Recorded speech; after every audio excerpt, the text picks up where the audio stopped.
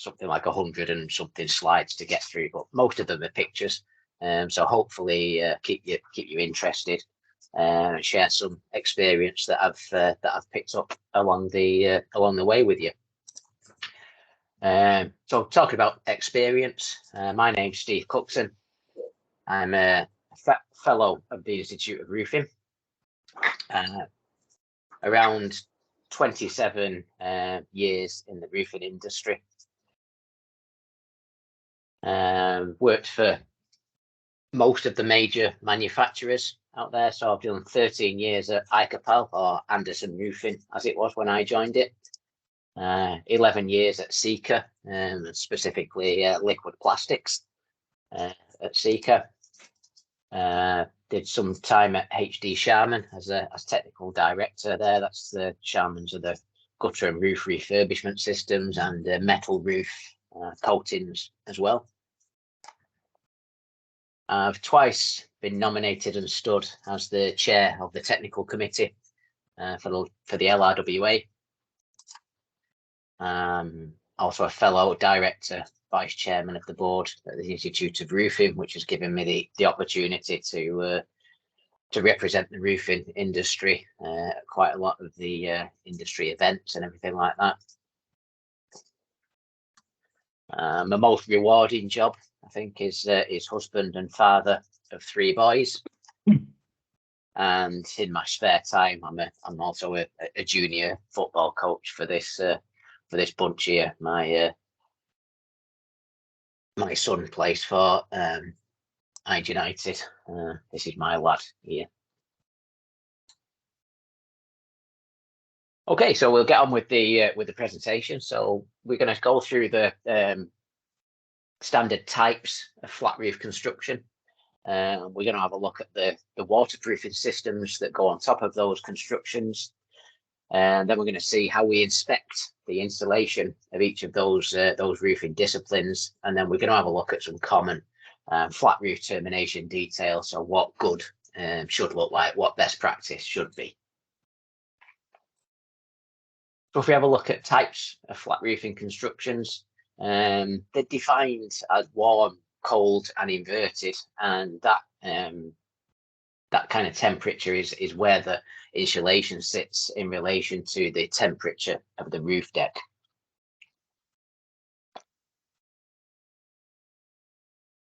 So in a warm roof, the insulation is placed above the deck. Obviously that results in the temperature of the deck being close to that of the building interior. So that's hence why it's called a warm roof, because the deck is kept warm. So going from top to bottom, you've got a waterproofing layer. Dependent on the system, obviously we've got 2 waterproofing layers there. Dependent on the system, if it's single ply, obviously you'll have just the one. But in like a built-up felt roof system, you'd probably have more than one. You'd have an underlay and a cap sheet in most systems. There are some single layer felt systems out there. And with a liquid system, you would usually see a carrier membrane, which is there to stop the liquid from going through the joints and into the insulation. There are some again some liquid waterproofing systems that can be applied directly to the insulation, so you don't always see 2 layers of waterproofing. Then we've got the thermal insulation, which the most standard and the most common type is PIR, polyisocyanurate, rock wool, and other fire retardant insulations are becoming more and more popular as fire safety becomes more prevalent. We've got the air and vapor control layer here, which is fully bonded to the structural deck, which can be anything from concrete, timber, wood wool slabs, various things. So just going through each of the layers, as we said, the waterproof layer, single ply, liquid felt, should be resistant to or protected against UV. That's just to stop the harmful UV rays. It should also be protected against extremes of temperature and foot traffic as applicable. As I said, the rigid thermal insulation should be tightly butted, with overlapping or interlocking edges, and that's to minimize thermal bridging. And to reduce the risk of condensation, we have an air and vapor control layer, which is usually fully bonded to the deck, and that can also aid with wind loading as well if it's fully bonded to a structural deck. So the other one that we don't see too often these days is a cold roof. This was kind of like the original build up, and it's called a cold roof again because the deck is close to the temperature of that outside. So the insulation in this instance sits below the deck, and the waterproofing goes directly on top. So you've got your waterproofing layer, you've got your deck. Usually some furrings beneath there to allow air movement. There should be a breather membrane. Thermal insulation should be in there. Again, your vapor control area is at ceiling level, and then you've got your internal finish below that. So that's what a cold roof should look like. This type of roof is not necessarily recommended because it is difficult to get the integrity of that air and vapor control layer to not be penetrated. Obviously, if you can imagine at ceiling level, it's difficult not to penetrate that AVCL with even lighting fixtures and things like that. If we can make sure that our microphones are muted, please, guys. Thank you. And then the next one that we see more and more common these days is an inverted roof. And the advantage of an inverted roof is it's more of a structural deck, and it allows for plant and other items to be put up on the roof. So in this instance, you've got your waterproofing is protected. It sits at deck level, and then the insulation is on top of the waterproofing. The waterproofing in this instance also acts as an air and vapor control layer, and then obviously with the insulation being loose laid on the top, we have some kind of ballast to keep all of that in place, whether that be paving slabs, pebbles, anything like that.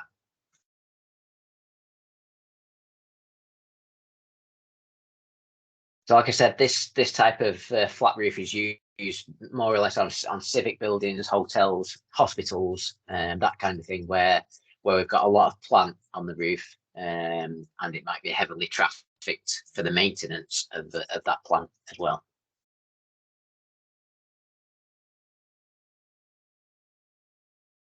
So there's usually, to regulate the movement of air and water, we've got drainage layers in there. That's to allow the movement of water, just to stop kind of ponding and everything like that on top of that waterproofing layer. Excuse me.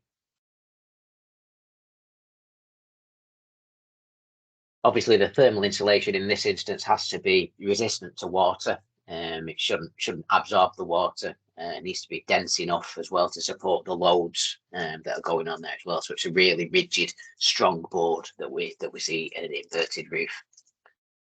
And the waterproofing, as I said, sits below the insulation where it's protected from UV, so it doesn't need to be UV stable. Okay, so now we've had a look at the kind of constructions that we see out there. We're going to have a look at the waterproofing, or the most common types of waterproofing that we see in the UK, which are felt, single ply, and liquids. So felt, fairly easy to recognise. It's usually covered with mineral surface, that being green, brown, blue, grey are the three most standard or most common colours. And there's various types of roofing felt out there. It's been around since the ark, literally, roofing felt. But it's determined by the carrier. So what's dipped in the bitumen, the bitumen type, how it's applied, and then again, like I said, the surface finish. So not going to get too scientific with this, but yeah, the carrier is the first thing. So different kinds of carrier. Most common these days is polyester. and it's probably the kind of the only one that you'll see around. Rag and glass were more common back in the 70s, 80s, but obviously they started to fail, and the polyester was the preferred carrier, much more, much stronger, much more better properties for like elongation at break, things like that. So you can see it can withstand 50% before it breaks. The bitumen type, the one that we see in the UK is SBS. APP is more common in higher temperature countries.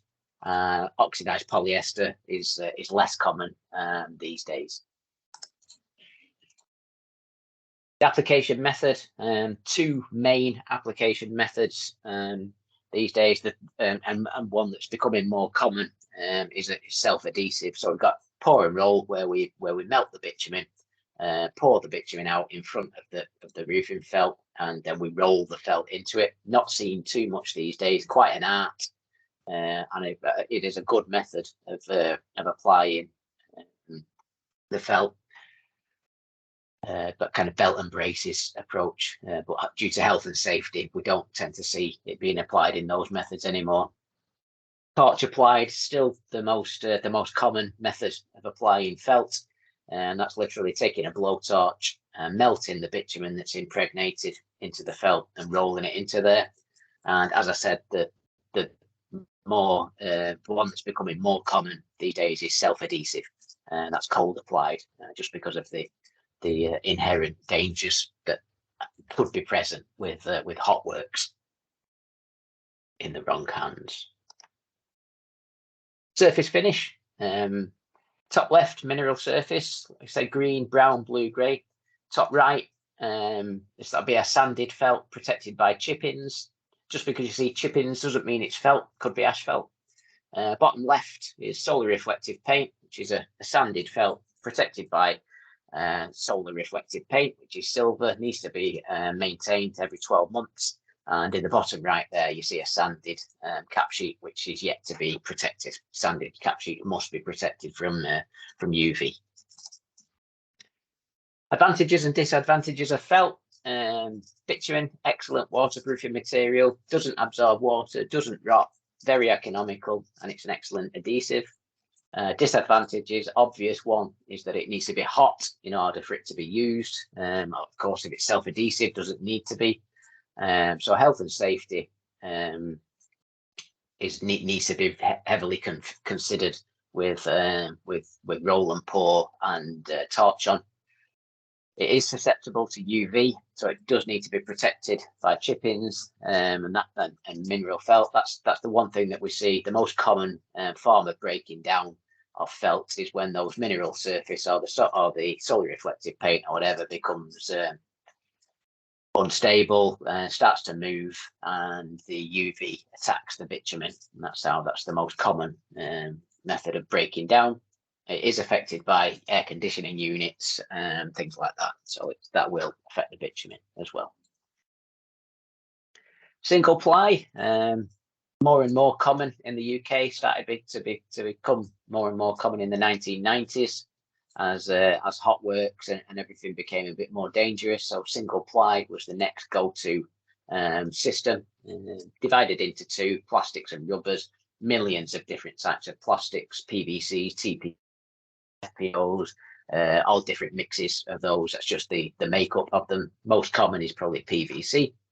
And your rubbers is something that you've probably seen out there more on domestic type projects. EPDM is the most common, Firestone, things like that. So that's kind of manufactured in one lump and then applied and ballasted down to the roof.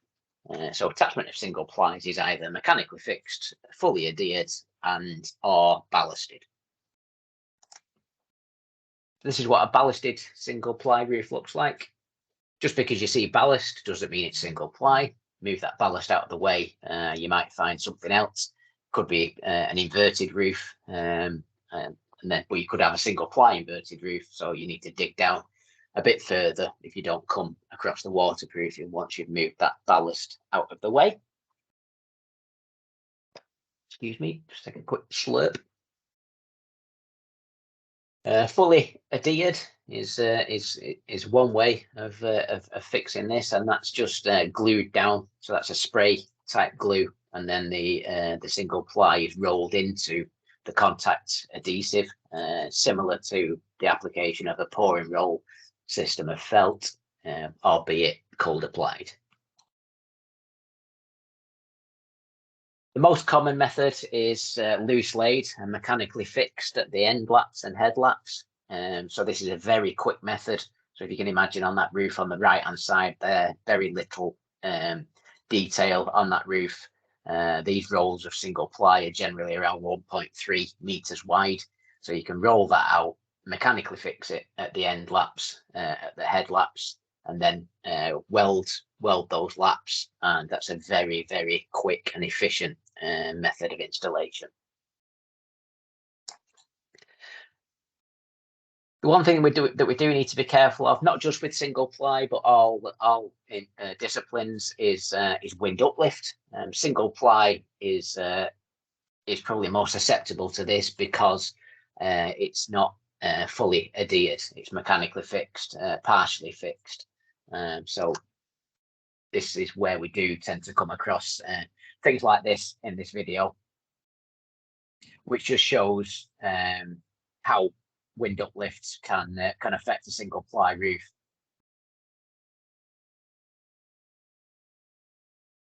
So I often get called out to have a look at single ply roofs which are moving in the wind, which they are designed to do, but not to this extent.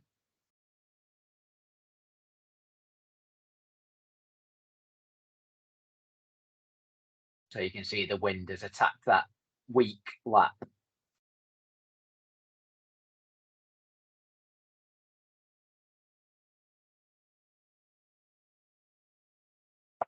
And that roof is eventually going to end up in the car park. You can hear the wind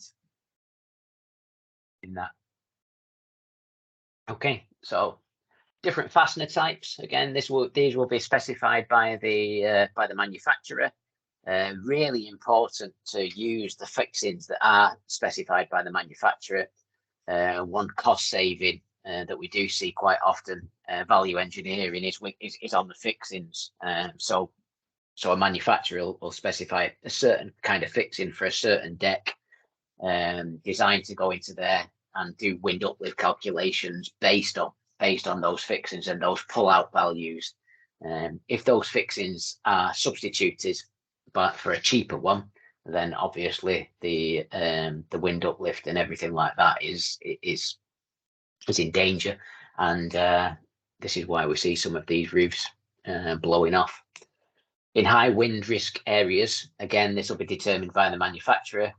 These single ply systems are used what's called bar systems. So the bars are mechanically fixed. So you can see the red bars here, which are just metal bars put in across the system. You can see in the perimeter zone here, the bars are closer together.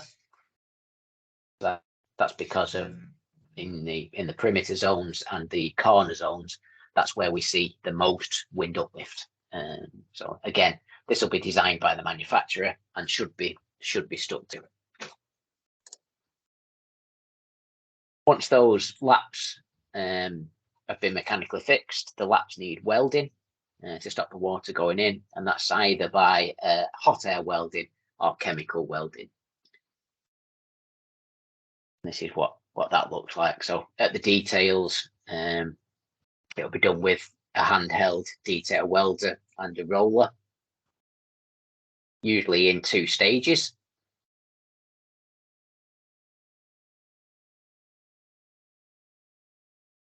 Obviously, care needs to be taken by the installer to make sure that weld is continuous. So you can see there, he's getting that weld continuous there, and if we came along with our probe, we wouldn't be able to get into that.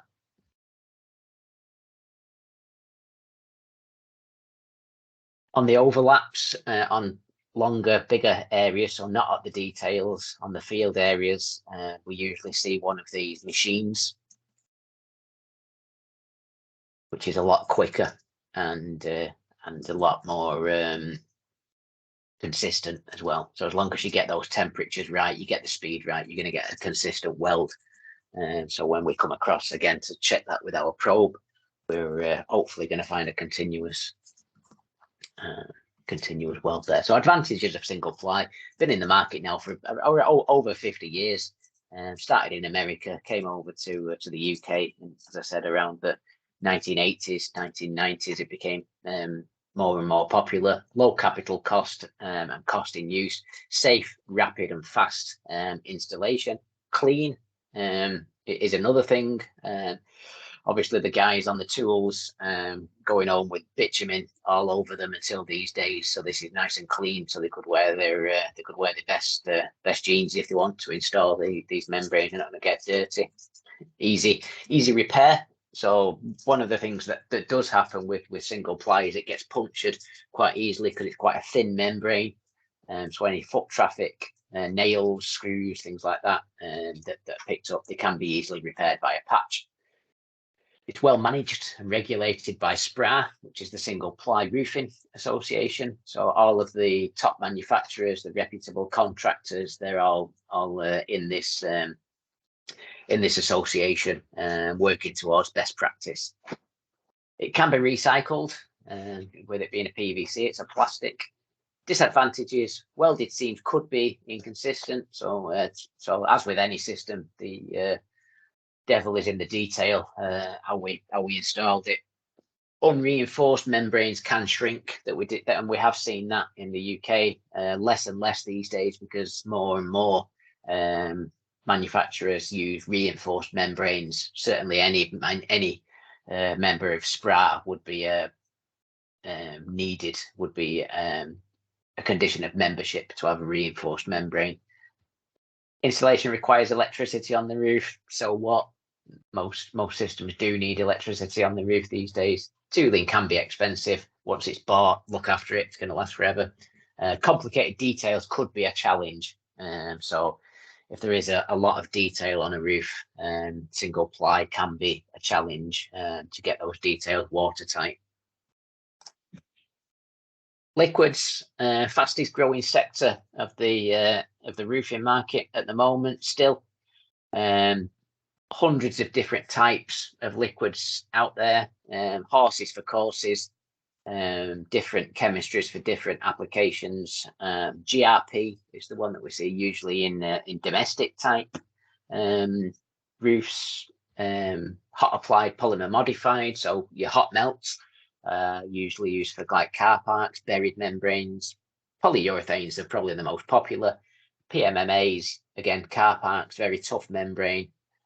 Cold applied bitumen we don't tend to see often these days. To help me navigate all of those different kinds of liquids, the LRWA, which is the Liquid Roofing and Waterproofing Association, so similar to SPRA, where all the reputable manufacturers, contractors and everything will be members of the LRWA, and it's quite a useful product selector that you can use as an end user to see what kind of membrane is best for your particular roof and who supplies it.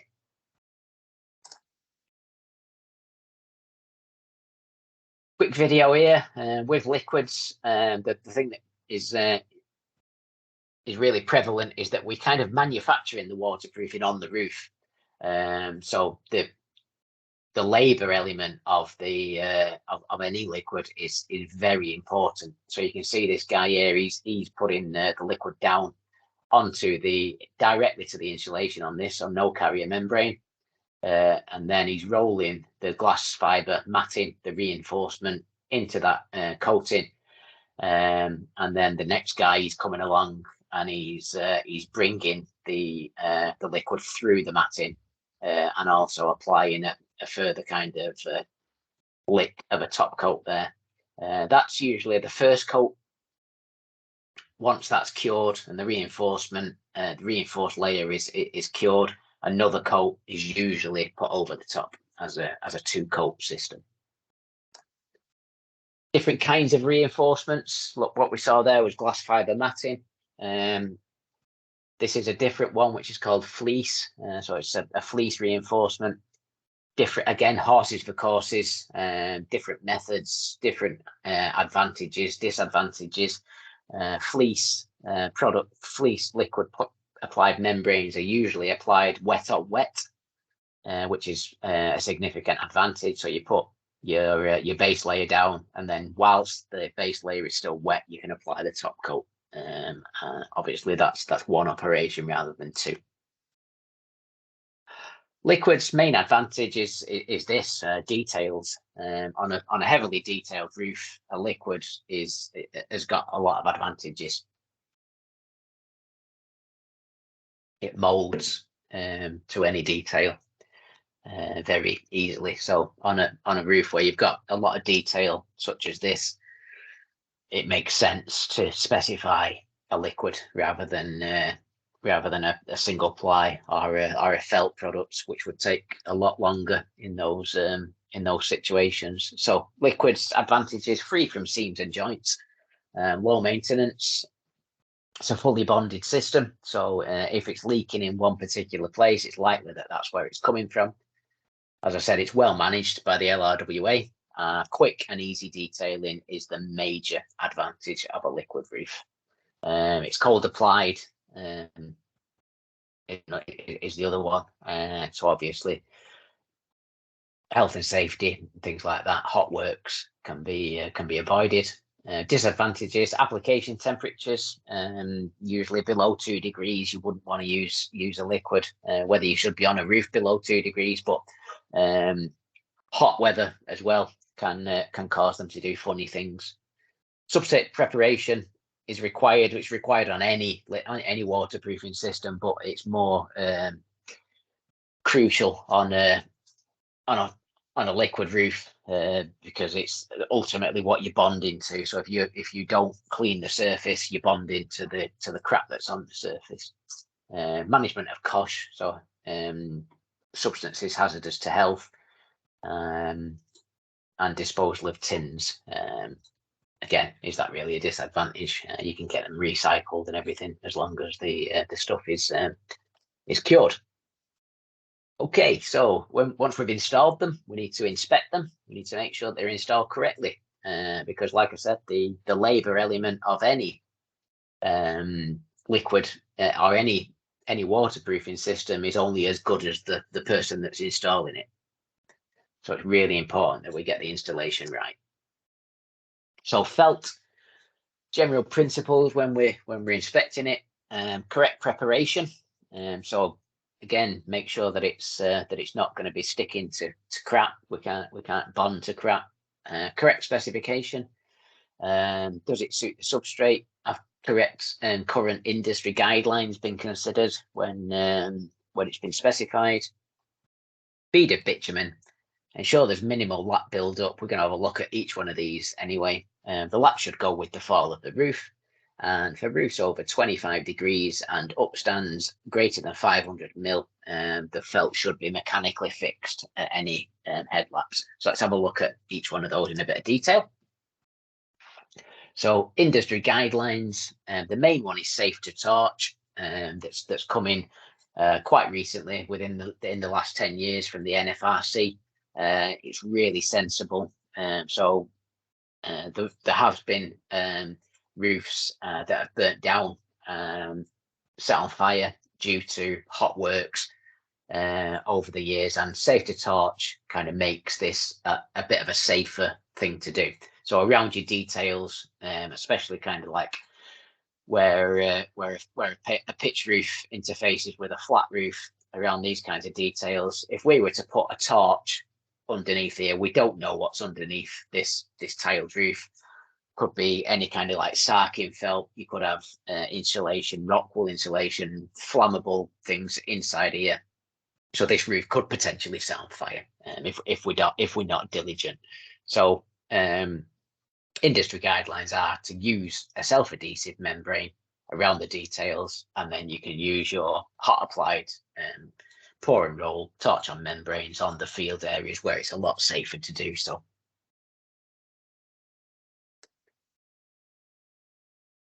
Probably the most important thing, one of the first things that I look at when I'm inspecting a felt roof is this bead of bitumen from every lap. Now this is only with torch on, but with torch on is the most common that we see there. We do still see it with pour and roll, but these with pour and roll, the laps are usually watered. So when as we pour and roll, the bitumen exudes itself out of this lap here, but then it's peeled away, so it leaves a nice neat overlap rather than being able to see the bead of bitumen. But it is the first thing I look for. I'll get my probe, I'll go along each one of these laps, and I'll make sure that I can see a nice bead of bitumen. Minimal lap build-up is more of an aesthetic thing than a waterproofing thing. Obviously, around details, around outlets especially, and drainage, you want minimal lap build-up, because if you put laps on top of laps and everything, you're going to cause a dam. Ponding water on the roof, not something that we tend to want to see, but shouldn't have a detrimental effect on the waterproofing. But it's just nice, good roofing practice to have a minimal lap build-up. Again, lap should go with the fall of the roof. Again, this is more of an aesthetic thing, but doesn't it look nice when you this is a tapered insulation roof here. So we've got the miters of the insulation here. This contractor has taken the time to turn his felt around to put a strap on those miters.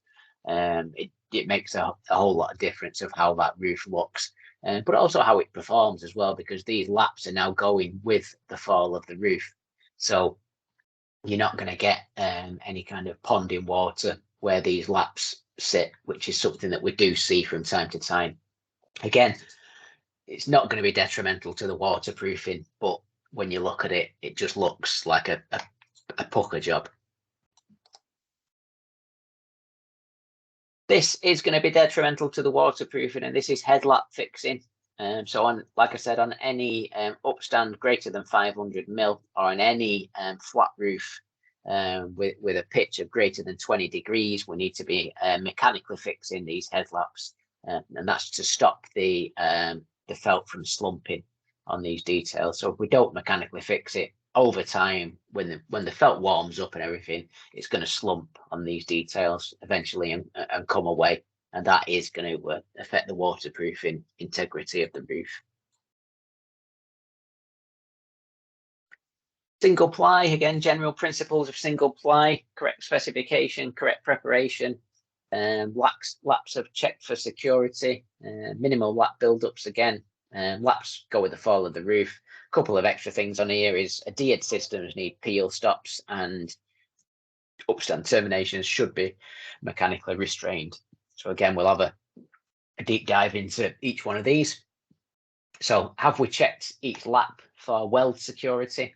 So this is my favorite tool, my probe, my lap probe. So I'll walk around the roof and make sure that I can't get this probe into any laps, which on this area you can see that I have been able to. So this, I draw a circle now around that area there. That needs some attention. It needs re-welding, or a strap putting over the top of it, because you generally can't weld something again when it's already been welded.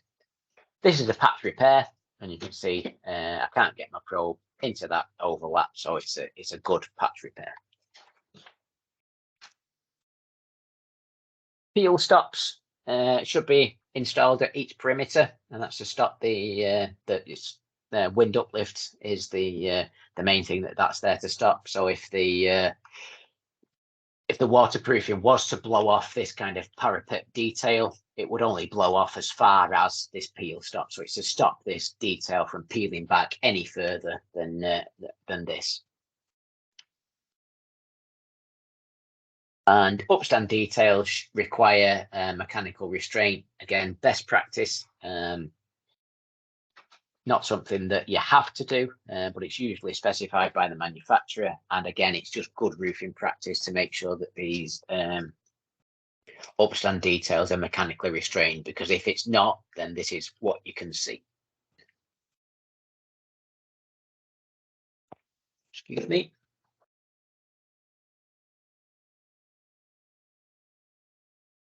Okay, so liquid waterproofing, again, general principles, much the same as the other ones. The main one on liquids is this one: film thickness is key. So we need to make sure that we're installing this at the right thickness of film to make sure that it's installed to the correct manufacturer's guidelines.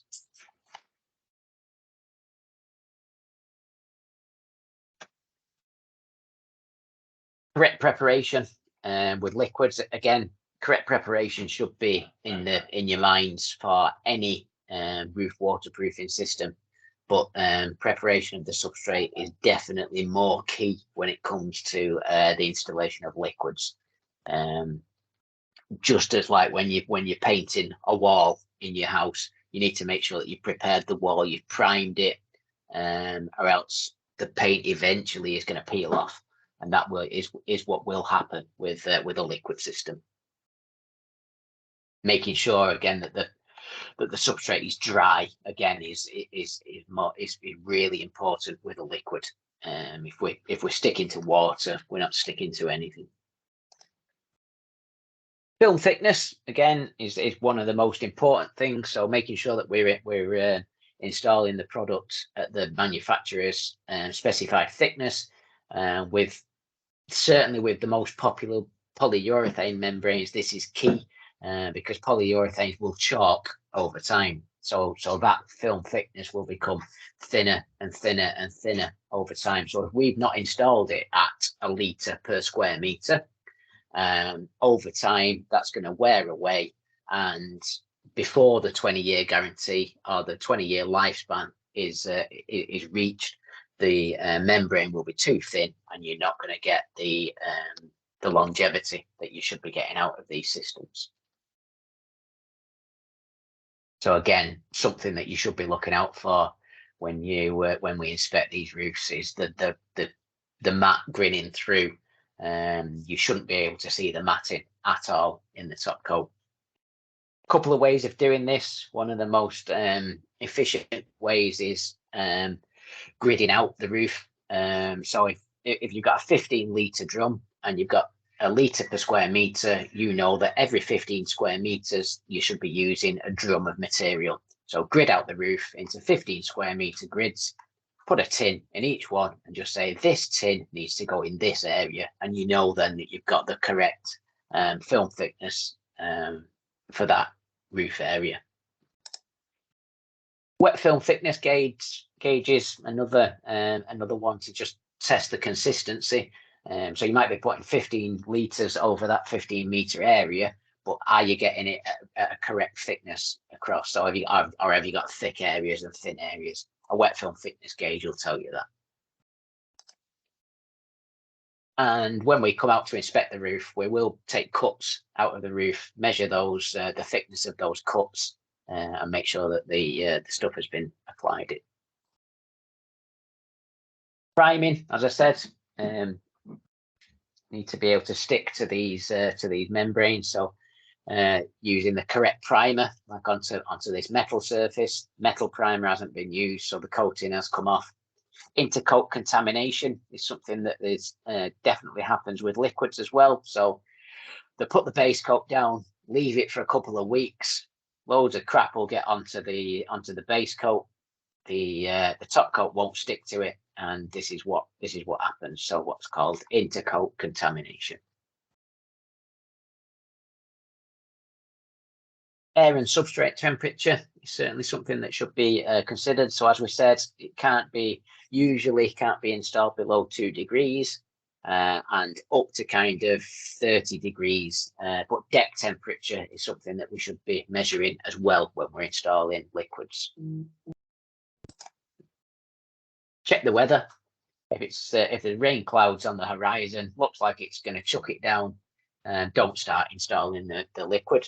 You're just going to end up with something that looks like the surface of the moon.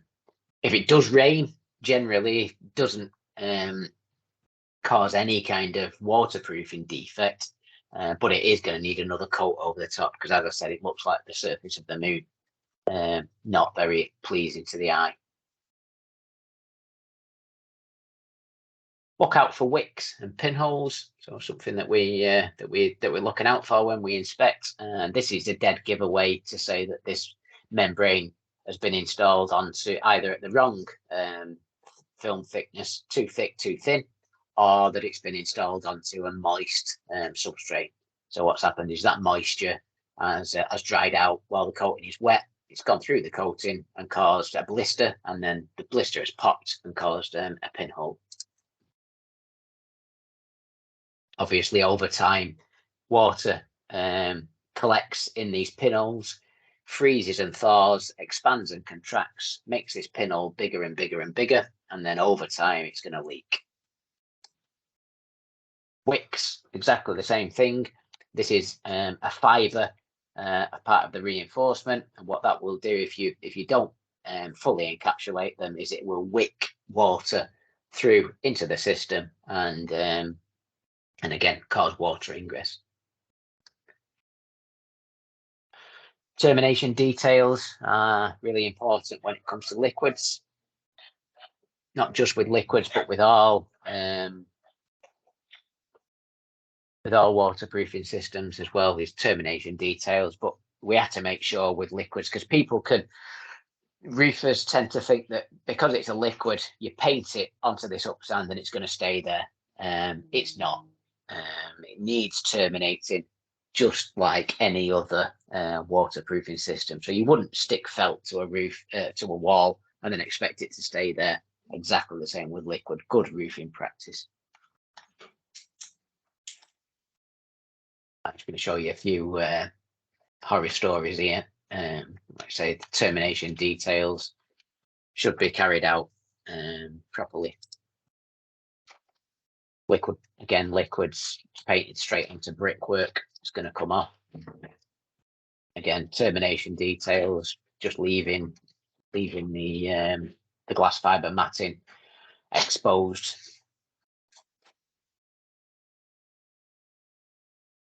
Okay, so that's a look at the kind of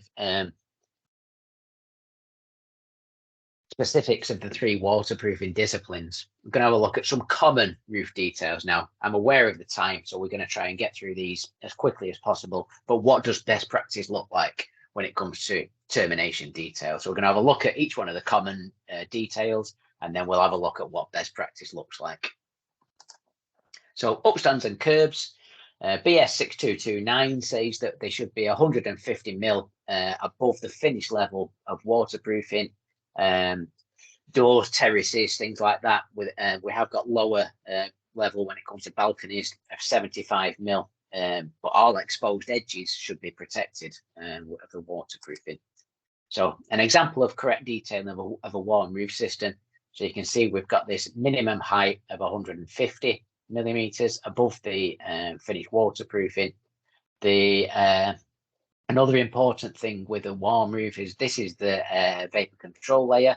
It goes all the way up and meets with the waterproofing layers. So that's to prevent any kind of cold bridging or anything. What we do see sometimes is the vapor control layer terminated here, then the insulation installed, then the waterproofing installed here. What you get there is a cold bridge into the insulation through there. So that insulation has to be fully encapsulated. Something to really look out for when you're inspecting the roofs. Again, warm roof system. This is an upstand curb to a roof light, perhaps, or an access hatch. 150 mil. Again, make sure that AVCL meets with the waterproofing. An example of a low-level access to a warm roof system. So these are paving slabs. You've got 75 mil for the door threshold here. But you've still got that 150 mil waterproofing above there, and this drains at this level. So that's an example of a correct detail of a low an access for like a wheelchair or things like that when it's a balcony. Couple of examples of bad upstand height. So that height is around 120 mil. This is windows that have been installed at 110 mil. Again, what we were saying is protection of exposed edges. So you can see this is single ply. It goes up onto this curb here, and it's not protected. This waterproofing should have gone up and finished here. It should have been bonded to that access hatch there. This access hatch has obviously been retrofitted and just mechanically fixed through the single ply, which would have already been in situ. So again, this is a what area of water ingress. Protection of exposed edges. So you can see this upstand height. You've got your weep hole here from your parapet wall. Single ply waterproofing, 100 mil. It should be taken up into the next one, but obviously it can't be because of the weep hole. We don't want to cover this weep hole, but we haven't even chased the single ply into this brickwork here. So any water is going to come against that brickwork, down and behind and into that system there. So again, something to look out for. Good practice. That's what it should look like. So your single ply installation, cover flashing, 150 mil. Again, 150 mil upstand height, liquid waterproofing, chased into the brickwork there, and then sealed with mortar. Nice, deep, neat detail. Again, what does good look like on a roof light? The upstand height, 150 mil. The felt waterproofing in this instance is taken onto the curb, finished underneath the protected edge, and that's what good looks like in this instance.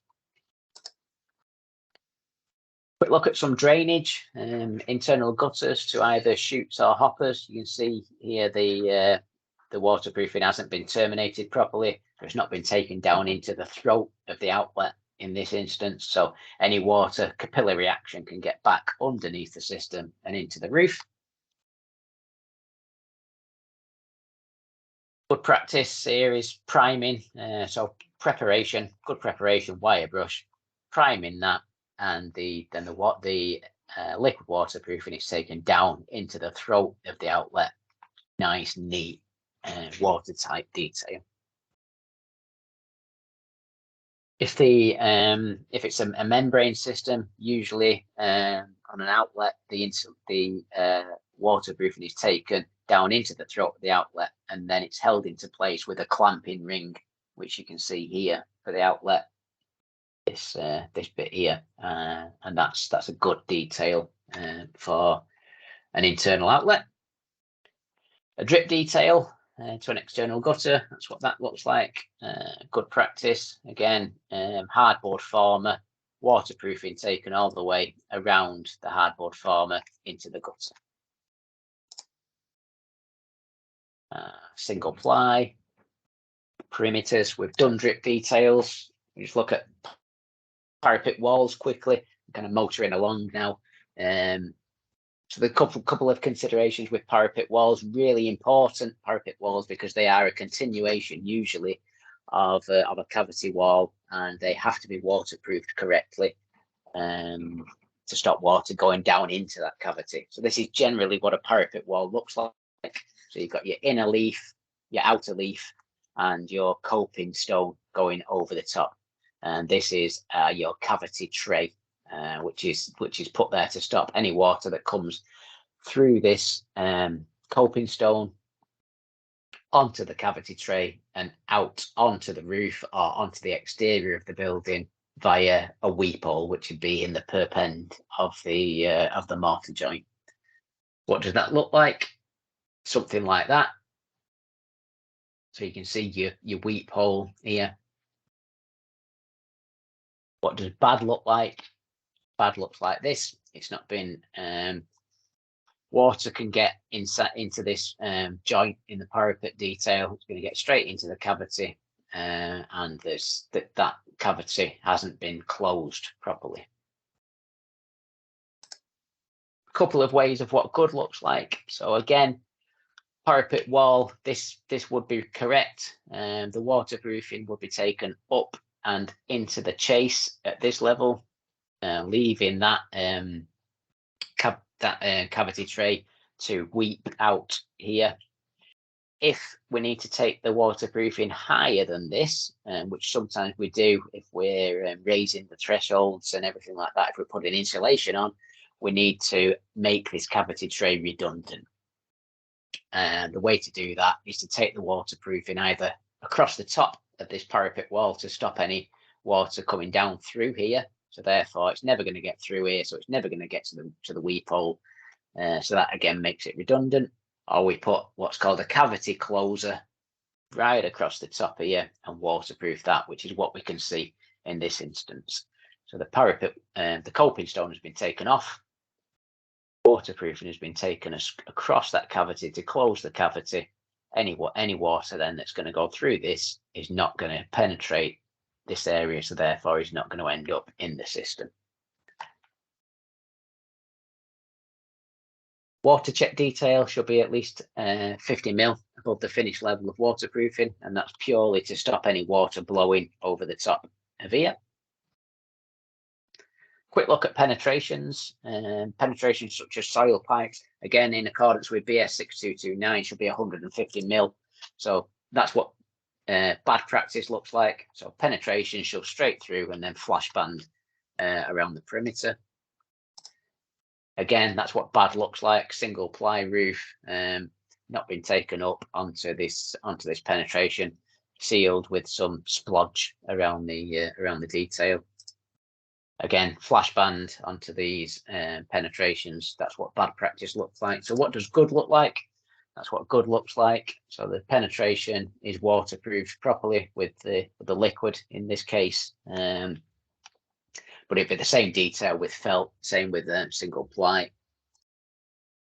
Plant quickly, mechanical and electrical equipment should again be terminated properly, should be waterproof. So this is what bad practice looks like. So just on the roof here, how we're gonna waterproof this when we come to refurbishing it. Something that doesn't ever get considered and gets on my nerves a little. Is how are we going to refurbish this when we come along to do that? So again, that's what good looks like on feet.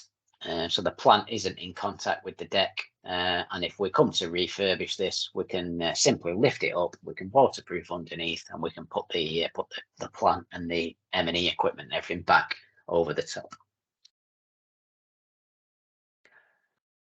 Okay, so other courses available for CPD. I'm aware that we're running out of time now, where it is been taking a bit longer than I did expect. But other courses available. If you would like me to present any of these to your teams of surveyors, or anything else, I can come face to face, or we can do it over Zoom, Teams, or something like this. Bespoke courses of your choice. If you don't want to inspect the work yourself, please get in touch. We can come and inspect installations for you, sign them off, make sure that they're in line with the manufacturer's warranty. We can come along 12 months later and we can do those warranty inspections for you in line with your manufacturer's agreements. We can also do full roof condition surveys, drone surveys, moisture mapping, put specifications together on your behalf. Drawings, calculations, U values, anything that you need. Please do get in touch. On the screen now, you can see my contact details. So again, any roofing projects that you've got that you want to discuss, please drop me a line, visit the website, book us in for a survey, book us in for a CPD. Anything that you guys need. We've just got time, we'll say